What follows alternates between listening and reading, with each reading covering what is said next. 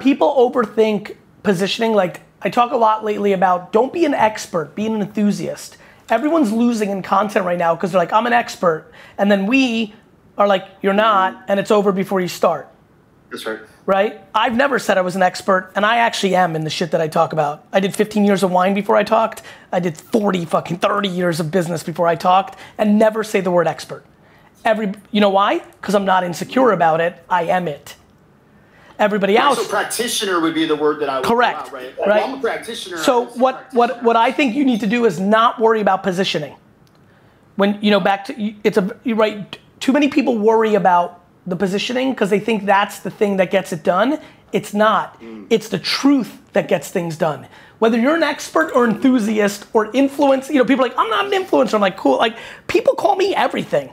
I think I'm a fucking motivational speaker? I do not think I'm a motivational speaker. Do I think many people position me? Sure. All of it's irrelevant. It's all about what the actual truth is. You are actually not just a tenant. You are a beacon of the community. You're all these things. And when you start talking, then things happen. I was on 2 meetings. I'll give you an example. I was on 2 meetings today, both which were clients that don't know me. They know my teams. I was in 2 of them today, which is not that often, by the way, that this happens. We're getting bigger and bigger and bigger where I'm not the only one selling clients in, and I rarely service clients. So I was in 2 meetings. Ironically today, it made me think of it. Do you know what my takeaway was from both meetings? Oh shit, Gary really knows what the fuck he's talking about. He's not just the mascot of this company. That wasn't me positioning. I didn't start the meeting with like, I'm the CEO. Like, I just talked for 30 minutes or went back and forth.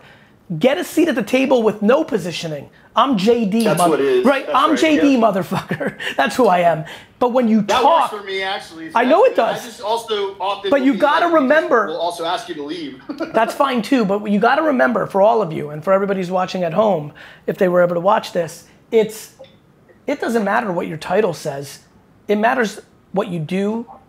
When you say something, do you back it up? And so don't overstress how you're positioned. Just talk that talk. Here's why it works.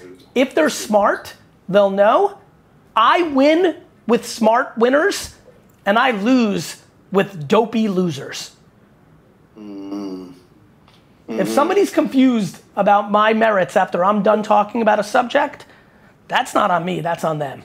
And honestly, I use it as a filter for me. And by the way, sometimes it doesn't land for me, and I walk out and be like, because I never talk about anything other than exactly what I know. So if it doesn't land, there's some political reasons they don't want to hire us or work with me or like what I said. There's some other things going on. That's not my worry. I'm not in the business of convincing. I just move on. That's great. That's very encouraging. That's actually true to my actual way. But I just feel like I've been beating on these doors so long. I'm like, it's frustrating, right? Listen, I continue to be talked about as the wine guy, an influencer, a motivational speaker, and I'm building some of the biggest businesses. Like, I'm building the most successful advertising agency in the world. Nobody even knows I have a job. Everyone's like, one of the top 10 searches is, what does Gary V actually do?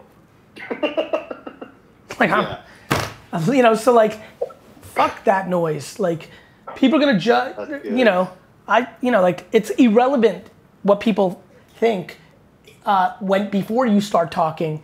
It's important what people think after you're done talking your truth. Sometimes it's not gonna land because they don't care what you have to say. They have a financial incentive, a political incentive. They've already decided who they want to play your role, and that's just life. Yeah. Awesome. I mean, really we lost a recent, I'll give you a good one. We lost a recent pitch. It was fire. I was so proud of my team.